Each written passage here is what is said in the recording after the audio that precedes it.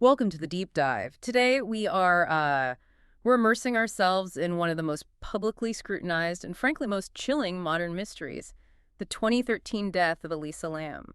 It's a case that really sits at this strange intersection of documented mental illness, the very dark history of a specific location, the Stay on Main Hotel. Which most people know as the Cecil Hotel in Los Angeles. Exactly. And then you have this genuinely bizarre set of logistical circumstances that just seem to defy common sense. It's essential right away to define our mission here. So much of the talk around Elisa Lam is it's fueled by speculation, by online theories, and a lot of true crime sensationalism. Right. So our goal is really to cut through that noise. We want to act as impartial guides to the actual source material. We're talking about the police reports, the coroner's findings, and the documented timeline to give you, the listener, a factual map of this tragedy.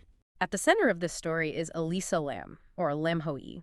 She was a 21-year-old Canadian student from the University of British Columbia, and her story is, at its core, one of immense personal struggle and just profound loss. A young traveler so far from home. And we have to acknowledge the painful paradox from the very beginning.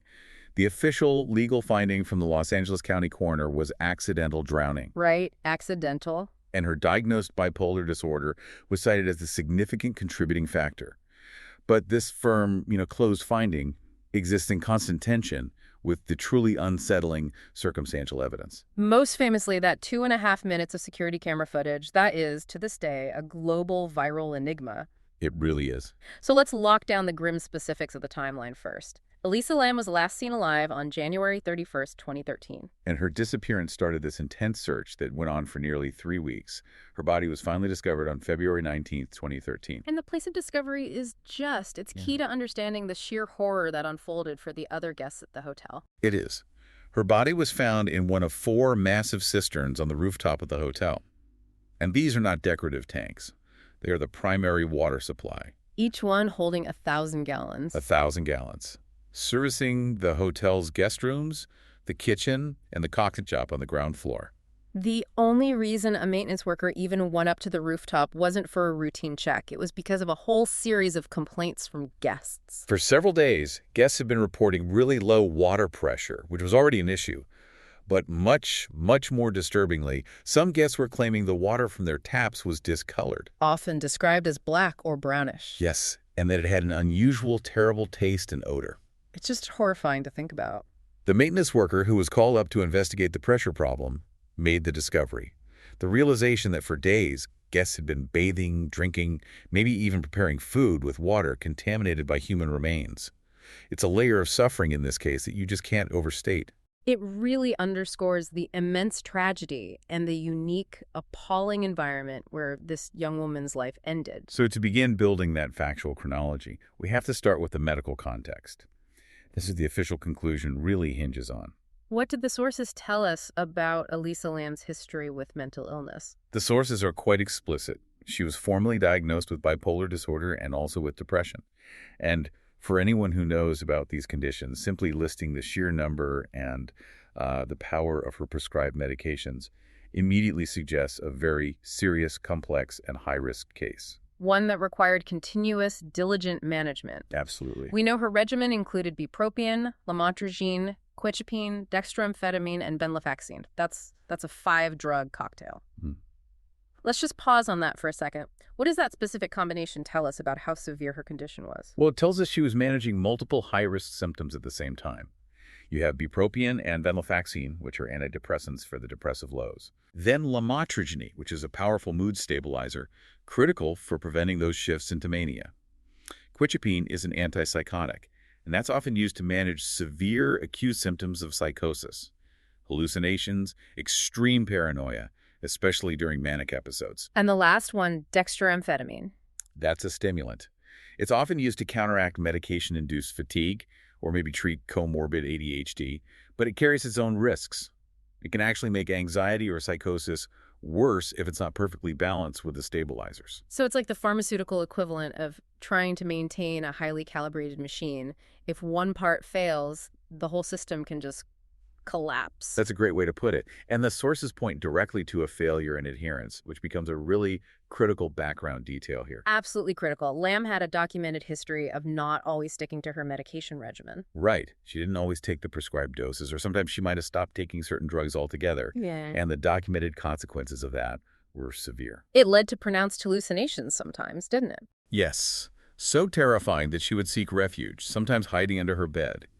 We know she'd been hospitalized at least once for these kinds of severe psychotic episodes that came from noncompliance. It really paints a picture of an intense, terrifying internal struggle, even if it wasn't something you could see on the outside.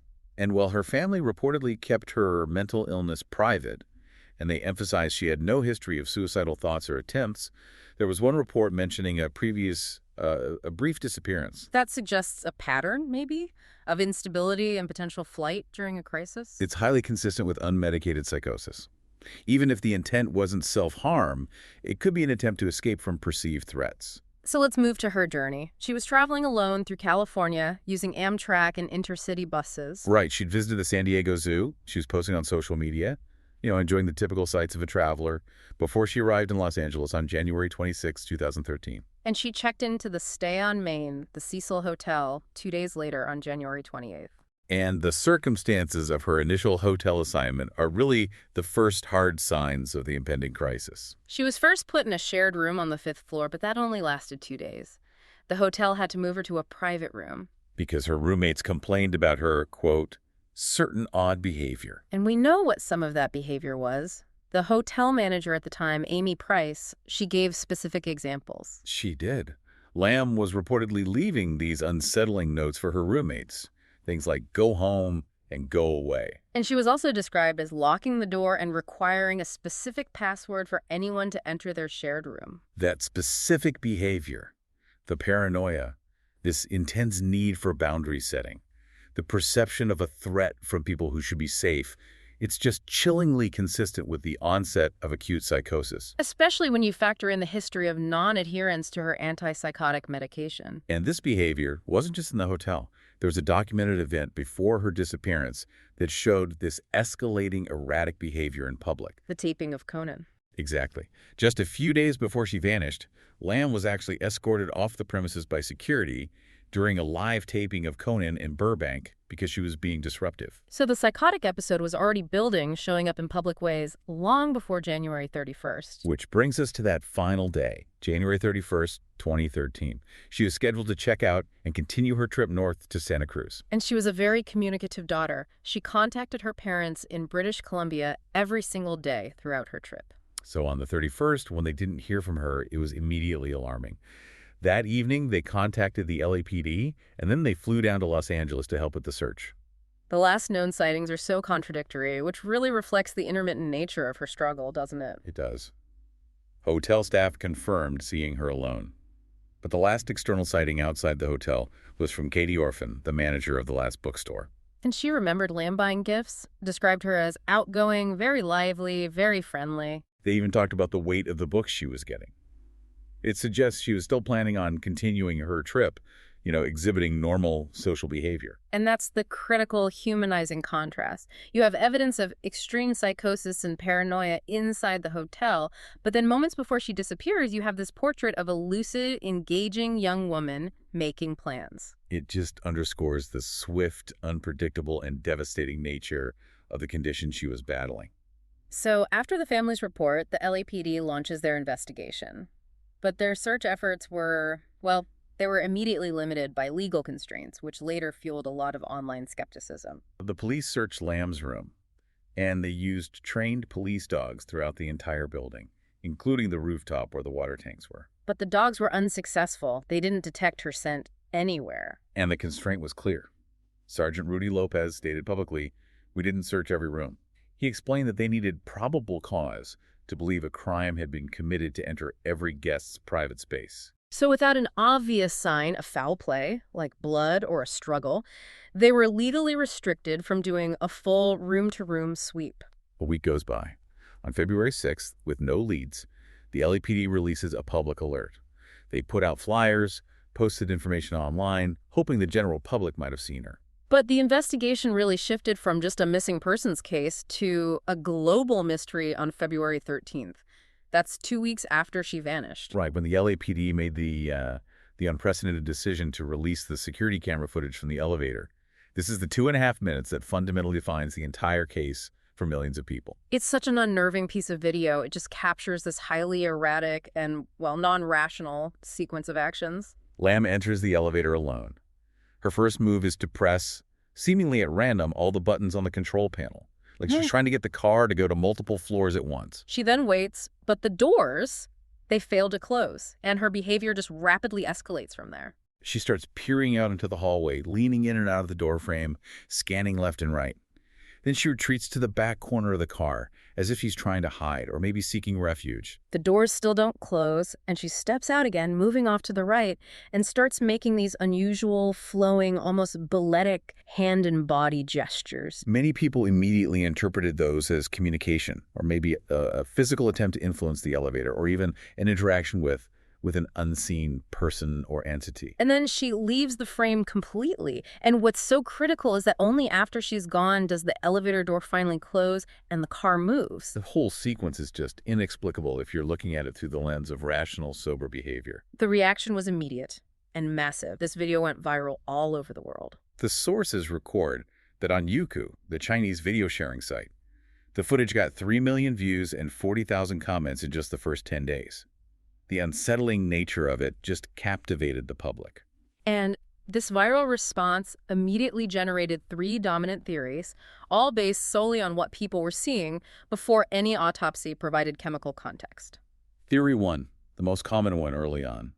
Lam was trying to get the elevator to move to escape her pursuer. Her frantic button pushing and peering out, it really suggests she was hiding from or desperately avoiding someone coming down the hall. Theory 2 looked for a chemical explanation, suggesting she was under the severe influence of party drugs, maybe something like ecstasy, which would account for the agitation, the unusual movements, and the apparent paranoia. And then Theory 3, which gained more traction once her medical history became known. Right, that she was suffering a severe, unmedicated psychotic episode driven by hallucinations and paranoid delusion, and she was reacting to things that only existed in her own mind. But the scrutiny didn't just end with Lam's actions. A huge part of the online obsession was the speculation that the footage itself had been tampered with before the police released it. These claims of tampering focused on a few key things. Viewers noted that the timestamp in the corner was deliberately obscured or blurred. They claimed parts of the footage were clearly slowed down, suggesting manipulation.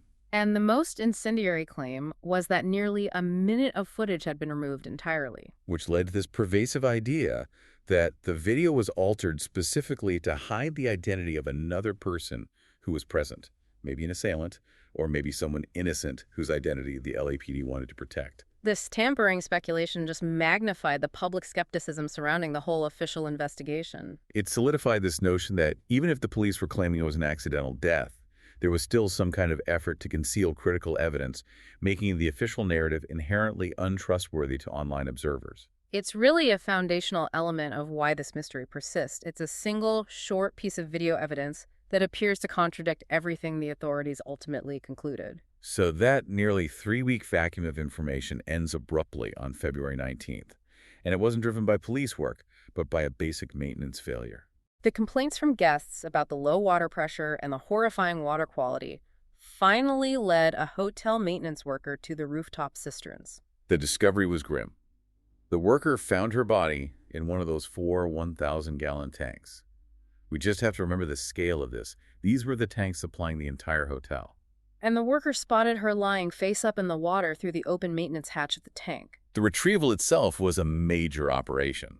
Because the access hatch was too small for emergency personnel to get the body out, the fire department had to be called in. They had to drain all 1,000 gallons of water and then use heavy equipment to physically cut the side of the metal tank open to extract her remains. And that detail, having to cut the tank open, is a stark indicator of how inaccessible these structures were, which immediately brings up all these logistical questions about how she got in there. But based on the initial assessment, the LA County Coroner's Office announced its findings pretty quickly. On February 21st, the manner of death was ruled accidental drowning.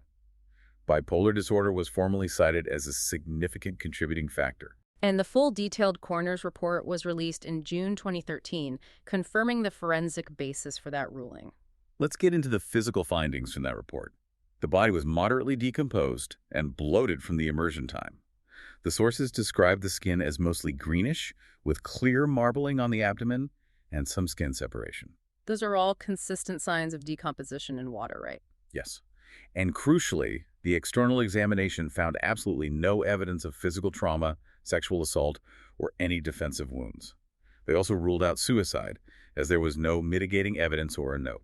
Lam's body was found naked, and the clothing she was last seen wearing in the elevator video, along with her watch and her room key, were all found floating in the water near her. The clothing was also noted to be coated with a sand-like particulate. The toxicology report is maybe the most powerful piece of evidence supporting the official conclusion because it pretty much eliminated all the alternative theories. It confirmed the presence of traces of her prescription medications, along with non-prescription drugs, like sinutab and ibuprofen. There was a minimal trace of alcohol, 0.02 grams percent. But Critically, the report emphatically confirmed that no recreational drugs, no cocaine, no methamphetamine, no ecstasy, no THC were detected in her system. which immediately invalidates that popular theory that she was high on party drugs during the elevator incident. It does. The focus shifts entirely back to her prescribed medications. And the most crucial finding here was the concentration of those drugs, particularly the stabilizers and antipsychotics. The concentrations indicated that she was either under-medicating or had recently stopped taking her medication for bipolar disorder. So if the level was low, what does that really mean in the context of a severe disorder that requires such strict management? Well, if you look at a drug like quetiapine, the antipsychotic, it's like a chemical governor. It locks down the neurotransmitters to prevent mania and psychosis. When a patient with a severe diagnosis abruptly stops taking that or takes insufficient doses, The body's neurochemistry rapidly destabilizes. exactly. The symptoms we saw in the elevator, the paranoia, the hypervigilance, the frantic, non-goal-oriented movements, are medically textbook signs of an acute, unmedicated, manic, or psychotic episode. So the toxicology provides the perfect chemical basis for the behavior we see in that footage. It does. But despite this seemingly closed chapter on the cause of death, the autopsy report itself continued to invite medical ambiguities and deep scrutiny from outside pathologists and observers. This is where the narrative gets complex again. The report noted specific signs of decomposition that could be misinterpreted. Specifically, subcutaneous pooling of blood in Lam's anal area and a prolapsed rectum.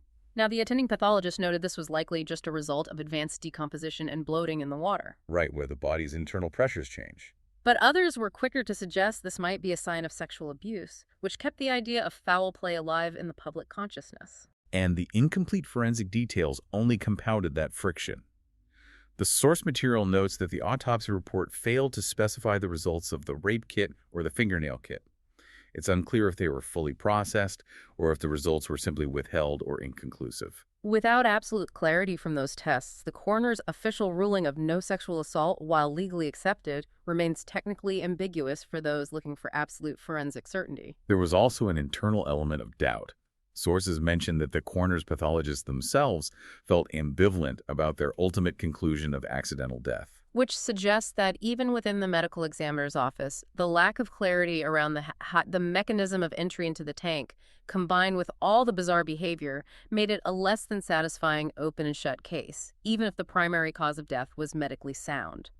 The forensic evidence points squarely to accidental drowning during a psychotic break. But for so many people, the case just can't be closed because of the sheer logistical impossibility. The geometry of it. How a 21-year-old woman, in any state of mind, ended up inside a massive sealed water tank. The first layer of that mystery is just getting to the rooftop. The hotel claimed they had strict security measures. Doors and stairs leading to the roof were supposedly locked, requiring staff passcodes and keys, and any forced entry should have triggered an alarm. So if she was suffering from paranoid delusions, the need to get out would be intense, but the physical barrier should have stopped her. So how did she get up there? The fire escape offers the most plausible route around the electronic security. Investigators noted that Lam's scent trail was lost near a window that connected to the fire escape. And there's evidence supporting the poor maintenance of that area. A video posted after her death showed the roof was, in fact, easily accessible via the fire escape. It suggests the security was either lax, or the alarms were ignored, or that fire escape route was just readily available to anyone with the will to use it, regardless of their mental state. But climbing the fire escape is only the first step. The second layer of difficulty is the tank itself. Forget accessing the roof for a moment. How do you get into one of those massive cisterns? You have to visualize these things. They weren't just sitting flush on the roof. There were 4 massive 4 by 8-foot cylinders, elevated and propped up on concrete blocks, which makes them inherently tall. High enough that the hotel worker who found her used a ladder just to inspect the water level? And the source material explicitly states there was no fixed access. Workers had to use external equipment. So she would have needed to climb onto the concrete blocks, then maybe find something else to stand on to reach the lip of the tank, and then the lid. They were described as heavy. Very heavy. The lid was the next great hurdle. It would have been large and difficult for a person to lift, especially while also trying to climb. And once inside, it would be physically impossible to pull that heavy lid back into place from beneath the water. But the key detail that undercuts part of the mystery, though not all of it, is that the hotel employee who found the body stated the lid was open when he saw her. That detail is crucial. If the lid was already open, maybe left that way by maintenance, or if she managed to push it open and it just fell back slightly askew, it significantly lowers the bar for entry. In a psychotic, agitated state, fueled by perceived pursuit, the strength and determination to climb onto those blocks and enter a high, dark space, believing it's a refuge or a hiding spot, that is medically plausible. But we still have the elephant in the room. The dog search contradiction. Police dogs, specifically trained for scent detection, searched the entire building, including the rooftop where the tanks were, shortly after her disappearance was reported. And they detected nothing. This is the major inconsistency that continues to undermine the timeline. If Lam entered the tank on January 31st, why did the dogs, which conducted their search very early in February, not indicate her presence or her scent on or near the rooftop? That contradiction demands an explanation. If she wasn't in the tank on, say, February 6th, where was she hiding in a large but heavily searched downtown hotel for nearly 3 weeks? And if she entered the tank after the dog search, what was she doing during that time? And how did she manage to access the tank without being seen? The logical possibilities are unsettling. Either the dogs failed dramatically, which is possible but unlikely given their training, or she was hidden inside a space the police legally couldn't search, like a sealed air duct or an unused maintenance area. Or the timeline of her death is completely shifted and she entered the tank much later in the month. None of those scenarios fit perfectly with the narrative of a simple, immediate accidental drowning on January 31st, which is why that logistical mystery is so persistent. Given the intense scrutiny this case received, even the seemingly mundane details created new avenues of doubt. One of the strangest circumstantial aspects is what's been called the digital ghost. The mystery of Lam's continuing Tumblr activity after her death was confirmed. Lam maintained a blog on Tumblr called Nouvelle Nouveau. After her body was found, her blog continued to update, publishing new posts for weeks, which naturally created immense public speculation about hacking, theft, or even the possibility that someone else was running the account. For a well-informed audience, the most logical and technically viable explanation is Tumblr's queue option. Yes. The queue feature is designed for exactly this, for travelers or busy users. It lets you pre-schedule dozens of posts, linking to images, reblogging content, publishing thoughts, to automatically release them at set times over days or weeks. So if Lam had scheduled a large queue before her trip, the blog activity would just continue automatically even after her life had tragically ended. Exactly. However, there is a piece of information that complicates that simple explanation. Lam's phone was not found with her body in the water tank, nor was it ever recovered from her room or anywhere in the hotel. The missing phone is a separate, unresolved element. If it was stolen or if it was simply lost or damaged somewhere else, the possibility that someone else gained access to her accounts is certainly there. But the use of the queue remains the most probable explanation for the regular scheduled updates, even if the missing device leaves that trail of uncertainty. All these lingering ambiguities, the forensic friction, the logistical impossibilities, the digital ghost led directly to litigation against the hotel. In September 2013, Lam's parents filed a wrongful death suit. They alleged that the stay on Main Hotel failed in its duty of care. Specifically, they claimed the hotel failed to inspect and seek out hazards in the hotel that presented an unreasonable risk of danger. Their argument hinged on the fact that if the roof had been properly secured, or if the tanks had been properly sealed and monitored, this death could have been prevented. The family was seeking unspecified damages and demanding compensation for burial costs. They were arguing that the hotel's negligence in maintaining basic security and hygiene standards was the direct cause of their daughter's death. But the hotel's defense was very specific, and it relied heavily on the official ruling of accidental death caused by psychosis. They argued that they could not have reasonably foreseen that Lam, or any guest, might have entered the water tanks. This legal concept of reasonable foreseeability was key. Since the exact method of entry was still unknown, and the act was deemed the result of an internal, unforeseeable health crisis, they argued no liability could be assigned for failing to prevent a scenario so highly improbable and unique. The outcome arrived in 2015 when the suit was ultimately dismissed. The court concluded that the hotel had no duty to foresee such an unpredictable and unusual chain of events. Which confirms the profound difficulty in assigning blame or demanding compensation when the actions of the deceased were driven by a severe, internal, unmedicated health crisis. It was a difficult legal outcome for the family, but it reinforced that official narrative.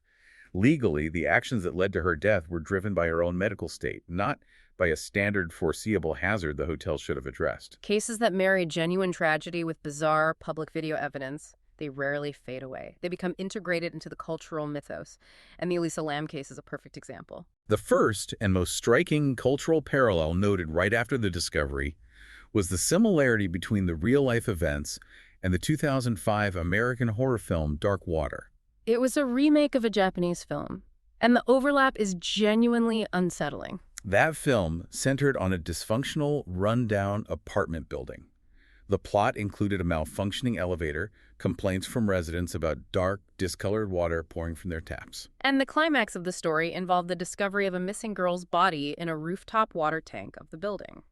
The resemblance is so specific, the combination of the historic location, the elevator malfunction, the contaminated water, and the rooftop tank discovery, that it seemed to many that the tragedy had perfectly mirrored a fictional horror scenario.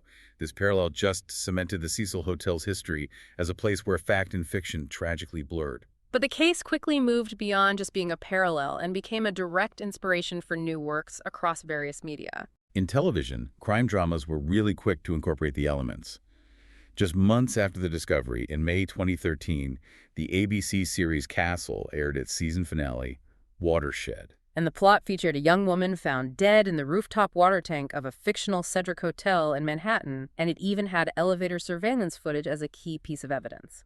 Later, How to Get Away with Murder in 2014 incorporated a plot where a missing sorority girl's body was found in a house's water tank after complaints about water pressure.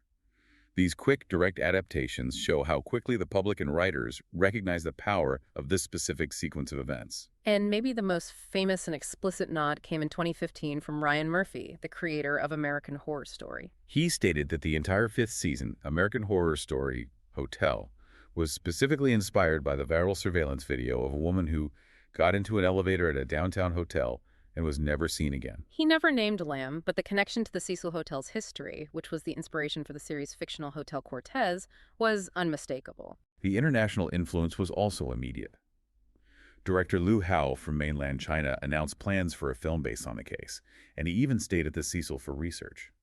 A Hong Kong film, Hungry Ghost Ritual, included a scene that deliberately mimicked the unsettling look of security camera footage showing a ghost terrorizing a woman in an elevator, directly capitalizing on the imagery of the Lam footage. This quick rush to adapt the story wasn't without controversy, though. No.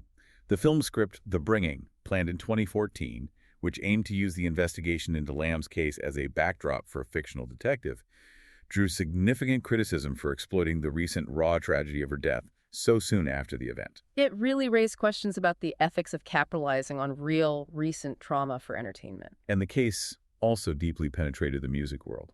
The Vancouver pop duo The Zolas released Ancient Mars in 2014, and they consciously created a music video intended to be an idealized representation of Lam's last day, trying to portray her as a real girl rather than just a grim footnote. The post-hardcore band Hail the Sun addressed the specifics with their track Disappearing Syndrome, calling the case chilling and eerie. And the industrial rock band SKYND released a single titled Elisa Lam in 2018.